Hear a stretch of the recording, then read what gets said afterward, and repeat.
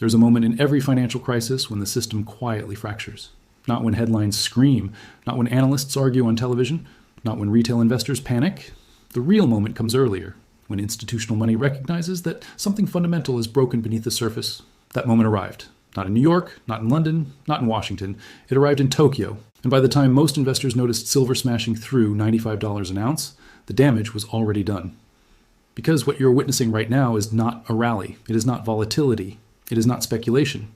It is a structural failure unfolding in real time. As this is being recorded, silver is trading near levels that were once considered mathematically impossible under the existing global financial architecture. Gold is following, but silver, the most manipulated, most underestimated monetary metal, is sending the clearest signal of all. This is not about precious metals. This is about sovereign debt. This is about the bond market, the foundation upon which every modern currency system is built, beginning to crack. And the first visible fracture appeared in Japan.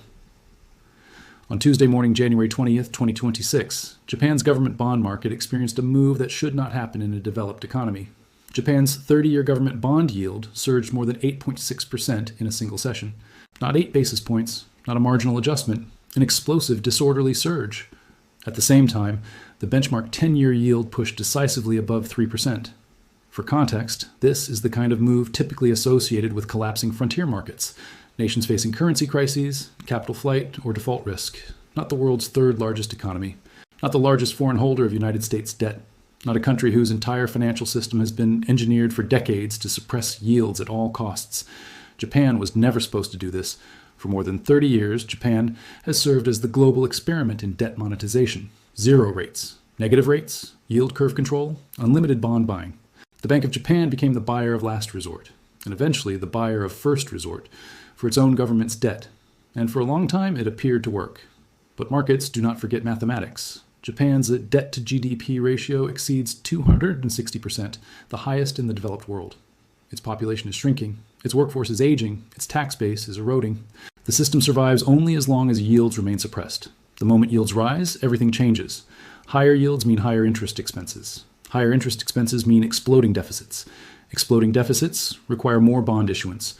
More bond issuance pushes yields even higher. This is the debt spiral. And once it begins, it feeds on itself. What happened in Tokyo was not an accident. It was the market testing the Bank of Japan's credibility and finding it wanting.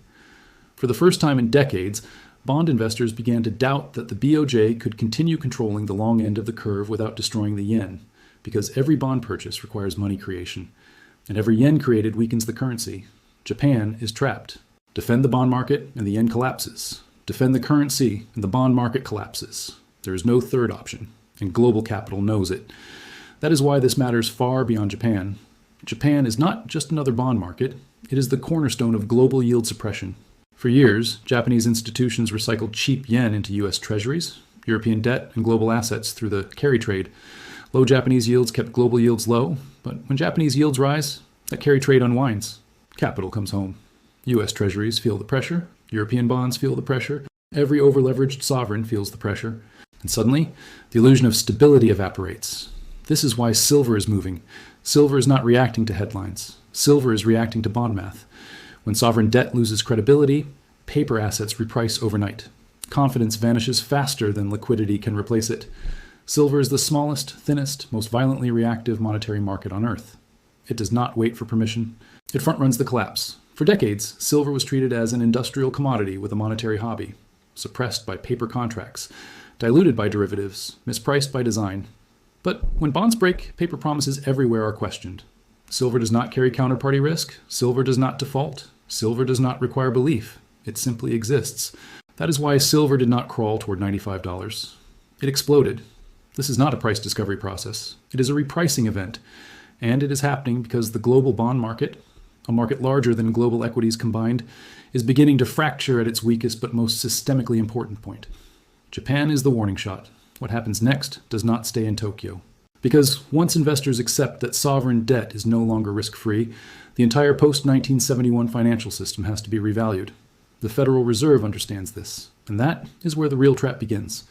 The warning from Japan did not arrive quietly. It arrived as a signal flare, bright enough for global capital to see, but subtle enough that most retail investors missed it entirely. Because while the bond market was unraveling in Tokyo, something equally dangerous was happening elsewhere. The reaction, or more precisely, the lack of one.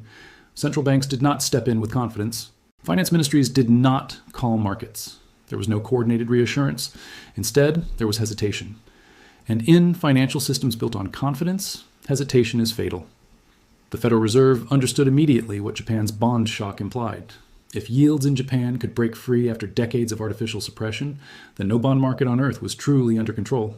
Not Europe, not the United States, not even the so-called risk-free treasury market. For years, the global system relied on a simple assumption. Sovereign debt would always be liquid, stable, and absorbable by central banks without consequence. That assumption is now collapsing. The Fed is facing a paradox it cannot escape. If it cuts rates aggressively to stabilize global markets, inflation reignites and the dollar weakens. If it holds rates high to defend the currency, debt service costs explode and bond markets fracture further. Either path leads to instability. This is the debt trap, and it is not theoretical. U.S. federal debt has crossed levels that were once associated only with wartime economies. Interest expense is now one of the fastest growing line items in the federal budget. Every percentage point increase in yields adds hundreds of billions of dollars in annual interest costs. This means the Fed no longer sets policy freely, it reacts. And reactive central banking always ends the same way: loss of control. Markets sense this long before policymakers admit it. That is why silver is behaving differently than gold. Gold is the reserve asset of central banks. It moves cautiously, strategically, politically. Silver belongs to the market. It is volatile because it is honest. And silver is screaming that something is wrong. As sovereign bonds lose credibility, investors search for assets that exist outside the system, assets that cannot be printed, rolled over, or restructured. Silver fits that role uniquely. It is both monetary and industrial. It sits at the intersection of finance and reality, and its supply is far smaller than most investors realize.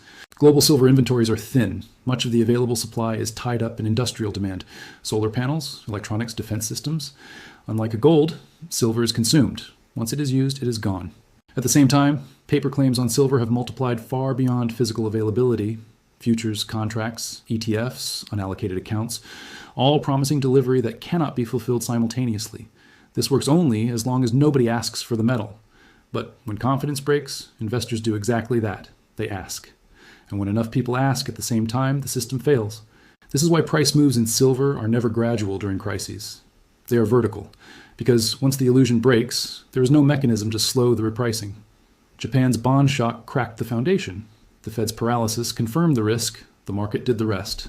But there's another layer to this story, one that most commentators are avoiding: the geopolitical layer.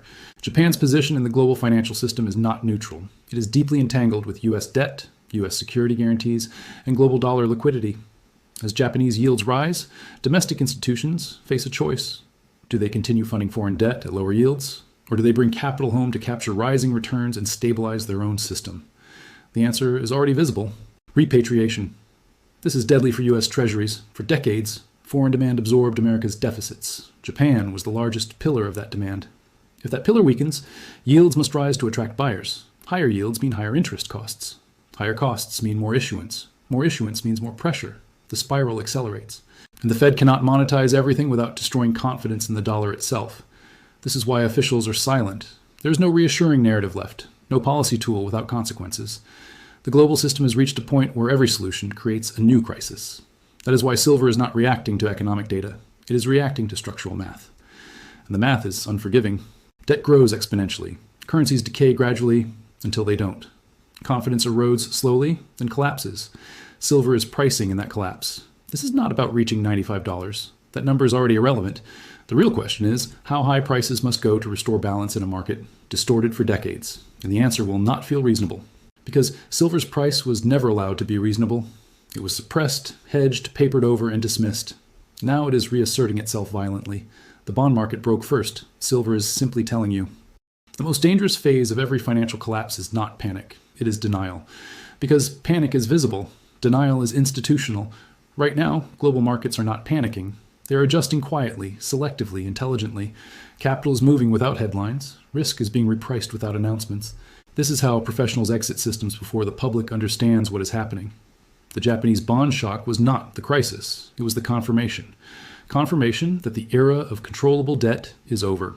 For decades, central banks convinced the world that interest rates were policy tools, not market signals. That yields could be engineered, that debt could expand indefinitely as long as confidence remained intact. But confidence is not created by press conferences. It is created by math, and the math has turned hostile. Every sovereign bond market now faces the same structural contradiction that Japan exposed: debt levels that require low rates to survive, inflation dynamics that demand higher rates to maintain currency credibility. These two forces cannot coexist indefinitely. One must break. Japan was first because Japan was extreme, but it will not be last. Europe is next in line. Aging populations, rigid fiscal structures, energy constraints, and rising defense spending are pushing budgets beyond sustainability. The United States is not immune. It is simply larger, and larger systems do not avoid collapse. They delay it. The U.S. Treasury market is the deepest, most liquid bond market in the world. It is also the most systemically dangerous when it loses stability. The Federal Reserve understands this, which is why it is trapped. If the Fed allows yields to rise naturally, debt service costs explode. Government deficits widen uncontrollably. Political pressure intensifies. If the Fed intervenes aggressively, it monetizes debt at a scale that undermines the dollar's purchasing power and global reserve status. Either choice erodes confidence, and confidence, once lost, does not return gradually. It snaps. This is why policymakers avoid acknowledging the bond problem directly. Instead, they speak in abstractions: soft landings, transitory pressures, data dependency. But markets do not operate on language. They operate on flows. And the flows are changing. Capital is moving away from duration risk, long-term bonds that promise fixed returns in an unstable monetary environment. It is moving toward assets that cannot be diluted. Real assets, hard assets, monetary metals. Gold absorbs institutional fear. Silver absorbs systemic stress. That distinction matters. Gold moves when central banks reposition reserves. Silver moves when the system itself is questioned.